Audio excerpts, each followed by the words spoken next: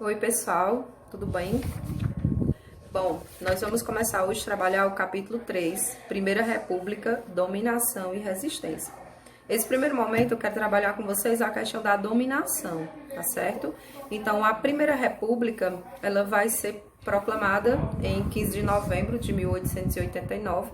Então, vai ser um período da história do Brasil que vai durar de 1889 até 1930. Ela vai, esse primeiro momento de república, chamada como República Velha, né, ou Primeira República, ela vai finalizar com a Revolução de 30, tá? E esse momento da história do Brasil, ele vai iniciar-se dentro de um contexto de insatisfação política, né? As elites brasileiras, elas vão estar insatisfeitas com a monarquia, então a oligarquia, os militares, alguns setores da sociedade civil, eles vão estar insatisfeitos com a monarquia no Brasil e vão aí se organizar, endossar o movimento para estruturar no país, né, um novo sistema político, chamado aí de república, tá?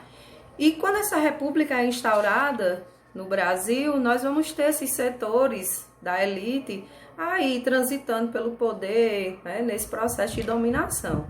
O José Murilo de Carvalho, né, ele escreveu sobre a época, tem um livro dele chamado Os Bestializados, e ele escreveu na época sobre esse processo da instauração da Primeira República, né? E ele vai dizer que as camadas populares no Brasil, eles assistiram esse movimento, né, de instauração da República bestializados, porque eles não tinham noção do que estava acontecendo, né? Eles foram dormir, era monarquia, acordaram, estavam em outro sistema político, na República. Então, a gente pode perceber pelas palavras do José Murilo de Carvalho que não houve a participação popular. Foi um movimento endossado pela elite brasileira, beleza? Bom, gente, e aí nesse processo de dominação, nós vamos ter essas oligarquias, né, transitando no poder, como eu já coloquei. Como uma característica principal, nós vamos ter coronelismo, nós vamos ter a política dos governadores. Então, são alianças que vão estar ali permutando, fazendo essa permutação dessas elites no poder, tá certo? Os coronéis, eles controlavam os votos das pessoas, eram chamados aí do voto do cabresto, certo? Então, principalmente, nós vamos ter essa presença aqui no interior nordestino, dessa presença, dessa cultura do voto de cabresto, onde o coronel, ele dominava, ele mandava em tudo e em todos, ele tinha essa dimensão de poder, tá certo? E aí nós vamos ter uma aliança que vai envolver poder municipal, poder estadual e o poder federal. Então nós vamos ter aí essas oligarquias transitando entre essas esferas de poder. Dentro desse processo de dominação, também nós vamos ter a chamada política do café com leite, né? Onde São Paulo e Minas Gerais, eles vão estar aí oscilando no poder, eles vão estar determinando quem é que vai estar no controle desse poder aí no Brasil, certo? Então ele vai chamar de política do café com leite devido à produção desses respectivos produtos, tá certo? Além de São Paulo e Minas Gerais, como uma grande presença nessa política, nós vamos ter também no Nordeste, nós vamos ter Pernambuco, nós vamos ter Bahia, tá bom? Além de Rio Grande do Sul e o Rio de Janeiro, tá certo? Então, esse grupo também, esses outros estados vão ter grande influência no Brasil nessa época, grande influência política, grande influência econômica, tá?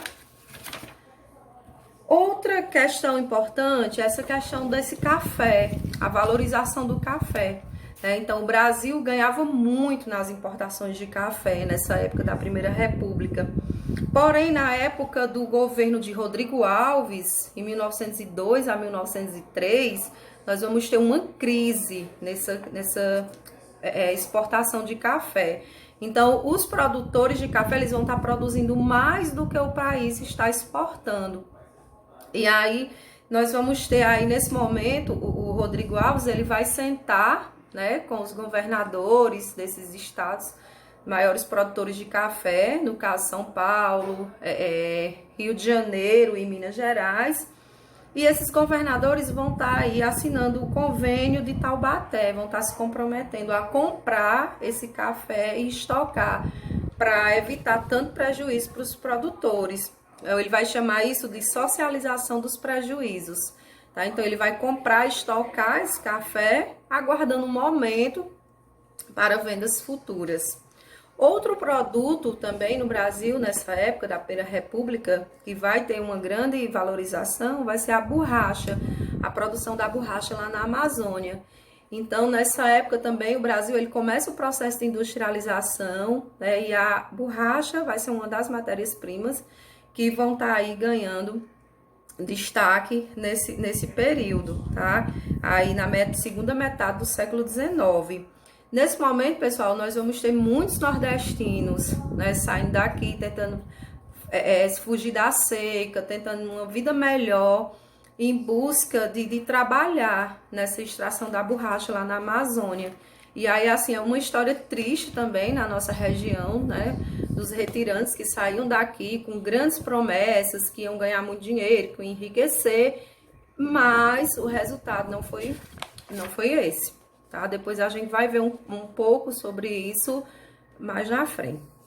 Bom, então nesse momento, Brasil, nós vamos ter o processo de industrialização e o processo de urbanização andando juntos, né? O Brasil, o modelo de industrialização do Brasil, na época, ele vai chamar de substituição de importações. Ele vai dizer que devido a algumas crises no exterior, o Brasil foi obrigado a produzir aí o que antes ele importava. E alguns historiadores vão rever e ver que não é bem assim, né? Que o Brasil ele tinha condições de produzir produtos que antes ele importava, então produzia aqui mesmo, tinha matéria-prima, tinha mão de obra e tinha mercado consumidor. Nesse processo, pessoal, de industrialização e crescimento urbano, nós vamos ter também a questão da imigração, certo? Então, muitas pessoas de outros países vão estar migrando, vindo para o Brasil também, para tentar uma oportunidade, né? Se engajar nesse processo de industrialização.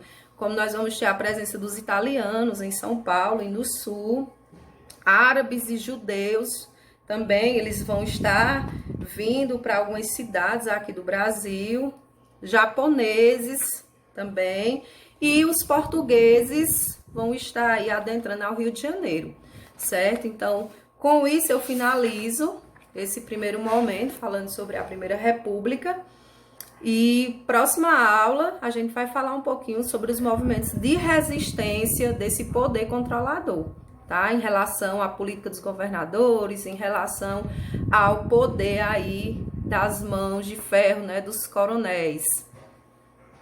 Beijo e até a próxima aula.